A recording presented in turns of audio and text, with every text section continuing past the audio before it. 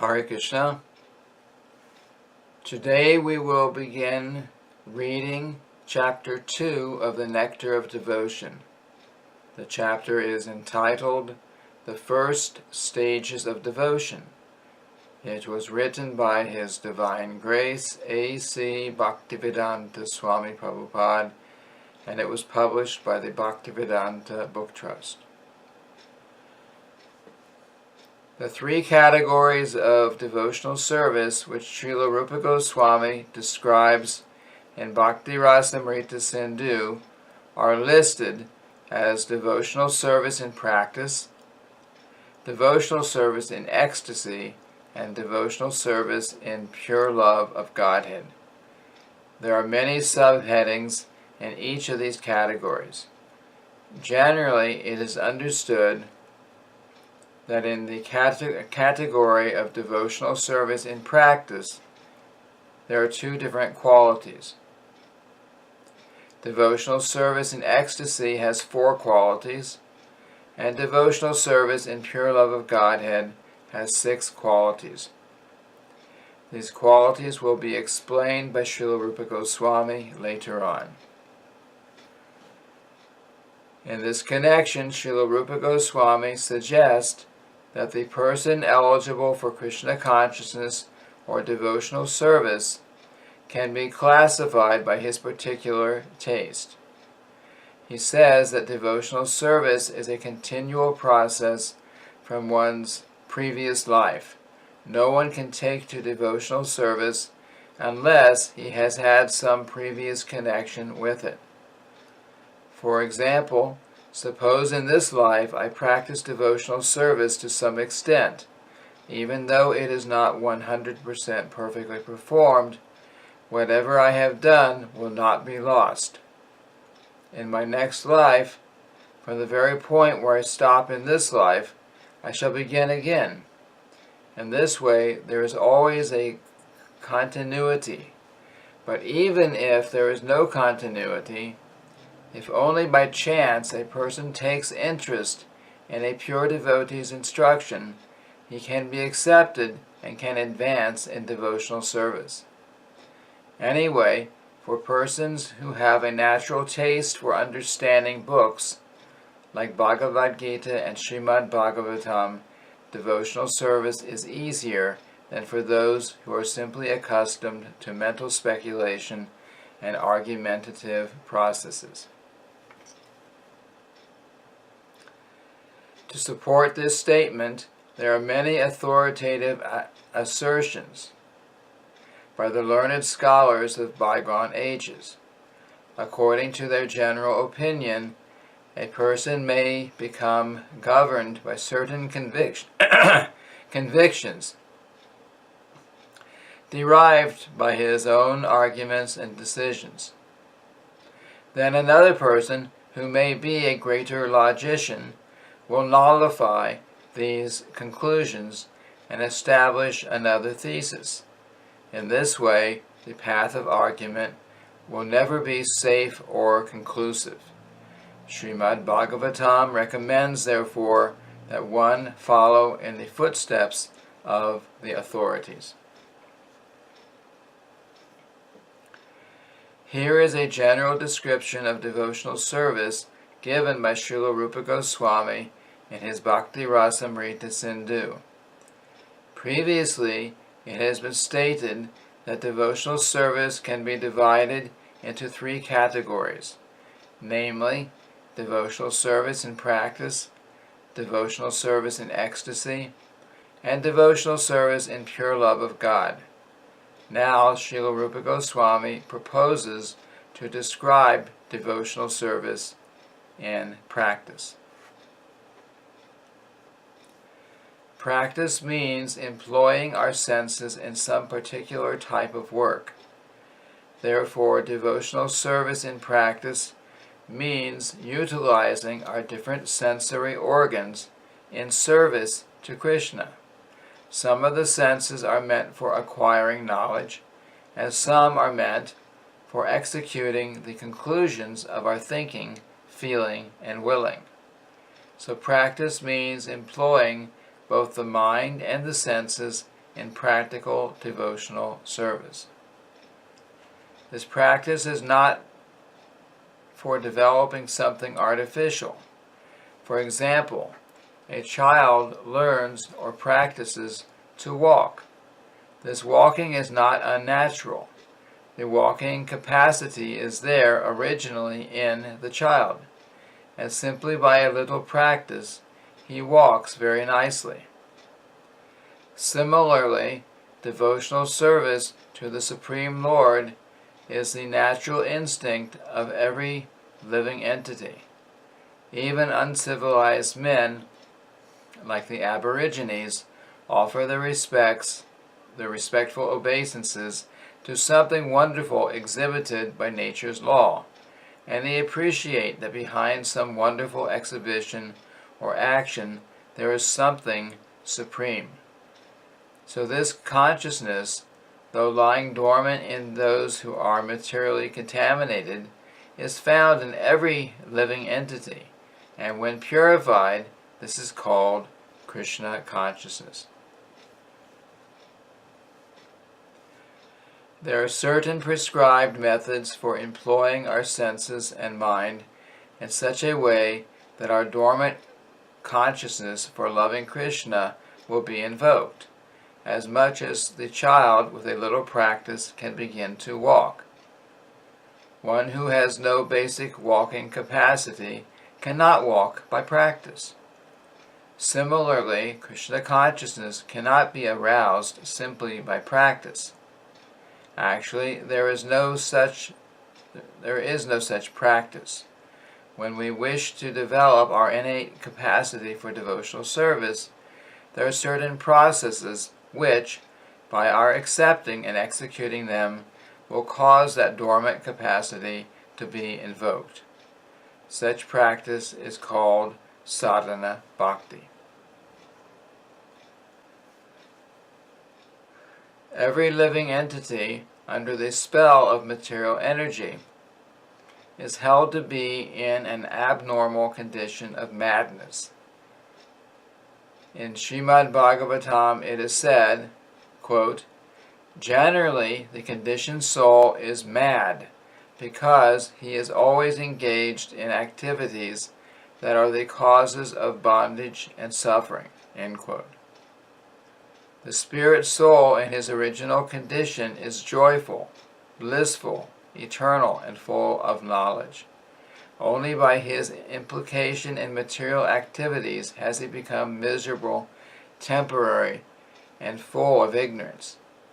This is due to vikarma.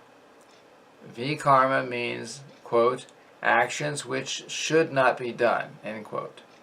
Therefore, we must practice sadhana bhakti, which means to offer Mangalartik, deity worship, in the morning, to refrain from certain material activities, to offer obeisances to the spiritual master, and to follow many other rules and regulations that will be described here one after another. These practices will help one become cured of madness. A man's mental disease is cured by the directions of a psychiatrist. So this sadhana bhakti cures the conditioned soul of his madness under the spell of Maya, material illusion. Narada Muni mentions his sadhana bhakti in Srimad Bhagavatam, 7th canto, 1st chapter, verse 32. He says there to King Yudhisthira, quote, "My dear king, one has to fix his mind on Krishna by any means," end quote. That is called Krishna consciousness. It is the duty of the Acharya, the spiritual master, to find the ways and means for his disciple to fix his mind on Krishna. That is the beginning of sadhana bhakti. Sri Chaitanya Mahaprabhu has given us an authorized program for this purpose, centered around the chanting of the Hare Krishna mantra. This chanting has so much power that it is immediately that it immediately attaches one to Krishna. That is the beginning of sadhana bhakti. Somehow or other, one has to fix his mind on Krishna. The great saint Ambarish Maharaj, although a responsible king, fixed his mind on Krishna. And similarly, anyone who tries to fix his mind in this way will very rapidly make progress in successfully reviving his original Krishna consciousness. Now this sadhana bhakti, or practice of devotional service, may also be divided into two parts. The first part is called service according to regulative principles. One has to follow these different regulative principles by the order of the spiritual master, or on the strength of authoritative scriptures, and there can be no question of refusal. That is called vaidhi, or regulated. One has to do it without argument. Another part of sadhana bhakti is called raganuga. Raganuga refers to the point at which, by following the regulative principles, one becomes a little more attached to Krishna and executes devotional service out of natural love. For example, a person engaged in devotional service may be ordered to rise early in the morning and offer artik, which is a form of deity worship.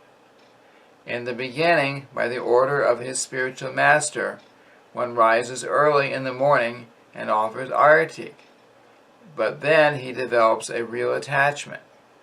When he gets this attachment, he automatically tries to decorate the deity and prepare different kinds of dresses and thinks of different plans to execute his devotional service nicely. Although it is within the category of practice, this offering of loving service is spontaneous. So the practice of devotional service, sadhana bhakti, can be divided into two parts, namely regulative and spontaneous. Rupa Goswami defines the first part of devotional service, or vaidhi bhakti, as follows. Quote, when there is no attachment or no spontaneous loving service to the Lord, and one is engaged in the service of the Lord simply out of obedience to the order of the spiritual master, or in pursuance of the scriptures, such obligatory service is called vaidhi bhakti. End quote. These principles of vaidhi bhakti are also described in the Srimad Bhagavatam, 2nd canto, 1st chapter, verse 5, where Shukadeva Goswami instructs the dying Maharaj Parikshit as to his course of action.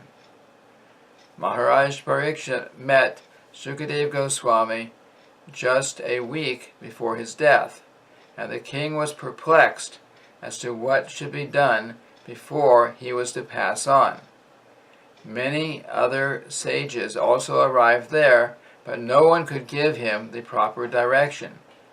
Shukadeva Goswami, however, gave this direction to him as follows.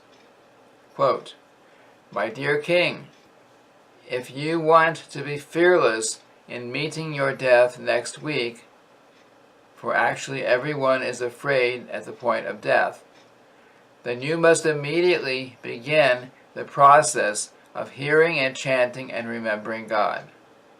End quote. If one can chant and hear Hare Krishna and always remember Lord Krishna, then he is sure to become fearless of death, which may come at any moment.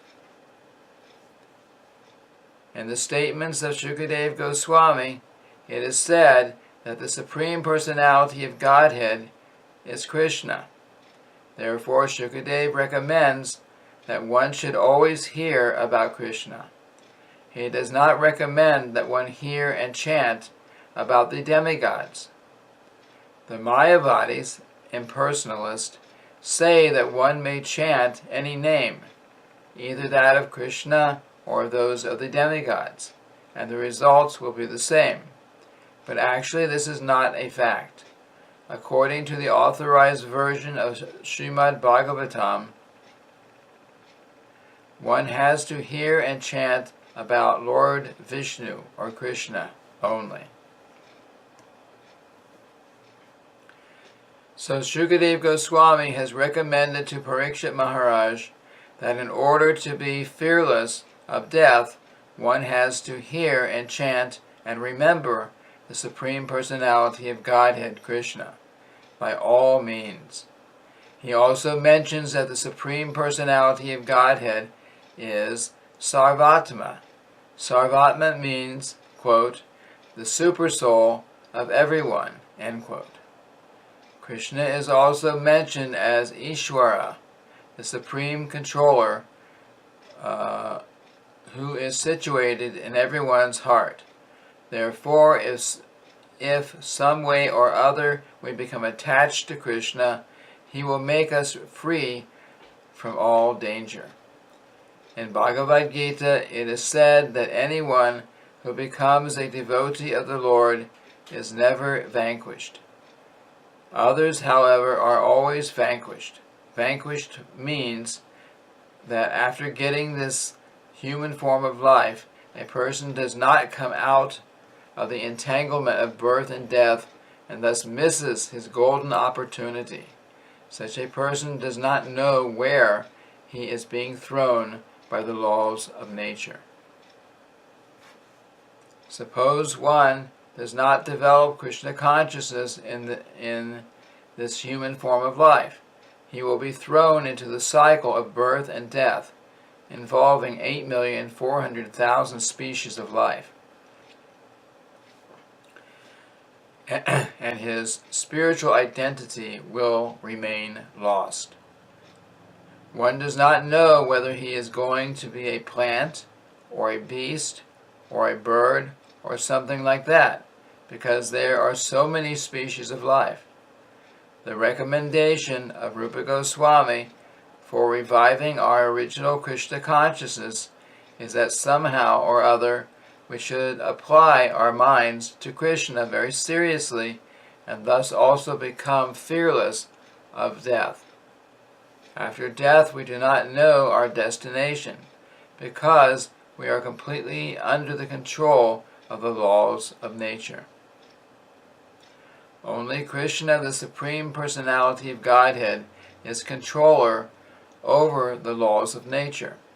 Therefore, if we take shelter of Krishna seriously, there will be no fear of being thrown back into the cycle of so many species of life. A sincere devotee will surely be transferred to the abode of Krishna as affirmed in the Bhagavad Gita. In the Padma Purana also, the same process is advised. There it is said that one should always remember Lord Vishnu. This is called dhyaya, or meditation. Always remembering Krishna, always remembering Krishna. It is said that one has to meditate with his mind fixed upon Vishnu. Padma Purana recommends that one always fix his mind on the form of Vishnu by meditation and not forget him at any moment. And this state of consciousness is called samadhi, or trance.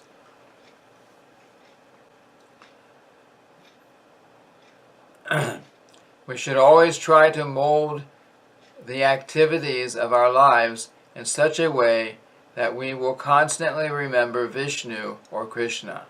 That is Krishna consciousness. Whether one concentrates his mind on the four-handed form of Vishnu or on the form of the two-handed Krishna, it is the same. The Padma Purana recommends somehow or other always think of Vishnu without forgetting him under any circumstances.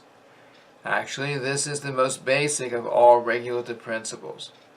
For when there is an order from a superior, about doing something, there is simultaneously a prohibition.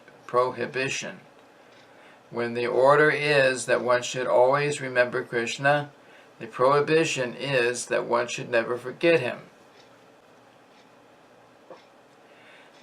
Within this simple order and prohibition, all regulative principles are found complete.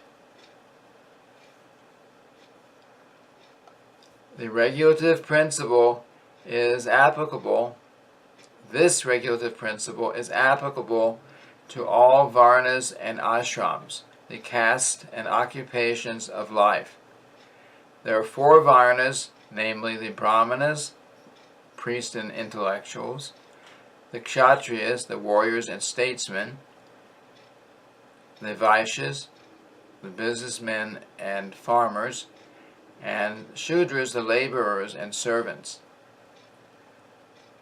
There are also 4 standard ashrams, namely brahmacharya, student life, grihastha, householder, vanaprastha, retired, and sannyas, renounced. The regulative principles are not only for the brahmacharis, celibate students, to follow, but are applicable for all. It doesn't matter whether one is a beginner, a brahmachari, or is very advanced, a sannyasi. The principle of remembering the Supreme Personality of Godhead constantly and not forgetting Him at any moment is meant to be followed by everyone without fail. If this injunction is followed, then all other rules and regulations will automatically fall into line. All other rules and regulations should be treated as assistants or servants to this one basic principle. The injunctions or rules and regulations and the resultant reactions are mentioned in the 11th canto of Srimad Bhagavatam, 5th chapter, verses 2 and 3.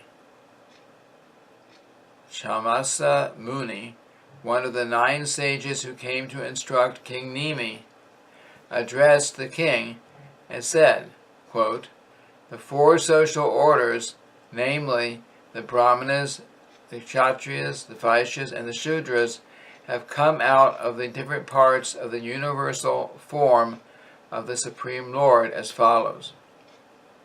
The Brahmanas have come out from the head, the Kshatriyas have come out from the arms, the Vaishyas have come out from the waist, and the Shudras have come out from the legs. Similarly, the sannyasis have come out from the head, the vanaprasthas from the arms, the grihasthas from the waist, and the brahmacharis from the legs." End quote. These different orders of society and grades of spiritual advancement are conceived in terms of qualification. It is confirmed in the Bhagavad Gita that the 4 social orders and the 4 spiritual orders are created by the Lord Himself in terms of different individual qualities.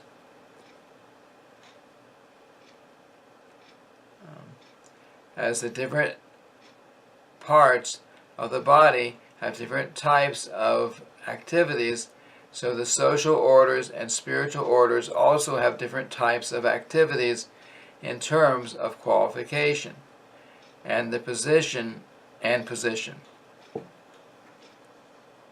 The target of these activities, however, is always the Supreme Personality of Godhead. As confirmed in the Bhagavad Gita, quote, "He is the Supreme Enjoyer," end quote. So whether one is a Brahmana or a Shudra, one has to satisfy the Supreme Lord by one's activities. This is also confirmed in the Srimad Bhagavatam by a verse that reads, quote, "Everyone must be engaged in his particular duty, but the perfection of such work should be tested by how far the Lord is satisfied with such activities." End quote. The injunction herein is that one has to act according to his position, and by such activities one must either satisfy the Supreme Personality or else fall down from one's position. For example, a Brahmana who is born out of the head of the Lord has his business to preach the transcendental Vedic sounds, or Shabda Brahma. Because the Brahmana is the head, he has to preach the transcendental sound, and he also has to eat on behalf of the Supreme Lord. According to Vedic injunctions, when a Brahmana eats, it is to be understood that the personality of Godhead is eating through him. It is not, however, that the Brahmana should simply eat on behalf of the Lord and not preach the message of Bhagavad Gita to the world. Actually, one who preaches the message of the Gita is very dear to Krishna, as confirmed in the Gita itself. Such a preacher is factually a Brahmana, and thus by feeding him, one feeds the Supreme Lord directly. Similarly, the Kshatriya has to protect people from the onslaughts of Maya. That is his duty. For example, as soon as Maharaj Parikshit saw that a black man was attempting to kill a cow, he immediately took his sword, wanting to kill the black man, whose name was Kali. That is a Kshatriya's duty. Violence is required in order to give protection. In Bhagavad Gita, Lord Krishna directly gave his order to Arjuna to commit violence on the battlefield of Kurukshetra, just to give protection to the people in general. There's a footnote here. Not to be confused with Kali, the demigoddess, who is a devastating feature of material nature. Continuing on, the Vaishyas are meant for producing agricultural products, trading them, distributing them, and distributing them. And the working class, or Shudras, are those who haven't the intelligence of the Brahmanas, or the Kshatriyas, or the Vaishyas, and therefore they are meant to help these higher classes by bodily labor. In this way, there is full cooperation and spiritual advancement among all the different orders of society. And when there is no such cooperation, the members of society will fall down. That is the present position in the Kali Yuga, the age of quarrel. Nobody is doing his duty, and everyone is simply puffed up by calling himself a Brahmana, intellectual, or a Kshatriya, soldier or statesman. But actually such people are without status. They are out of touch with the Supreme Personality of Godhead because they are not Krishna conscious. Therefore, the Krishna consciousness movement is intended to set the whole of human society in proper condition so that everyone will be happy and take profit from developing Krishna consciousness. Lord Shri Krishna instructed Uddhava that by following the injunctions of the society and spiritual orders of human society, one can satisfy the Supreme Personality of Godhead, and as a result of such satisfaction, the whole society gets all the necessities of life amply and without difficulty. This is because, after all, the Supreme Personality of Godhead maintains all other living entities. If the whole society performs its respective duties and remains in Krishna consciousness, there is no doubt that all of its members will live very peacefully and happily.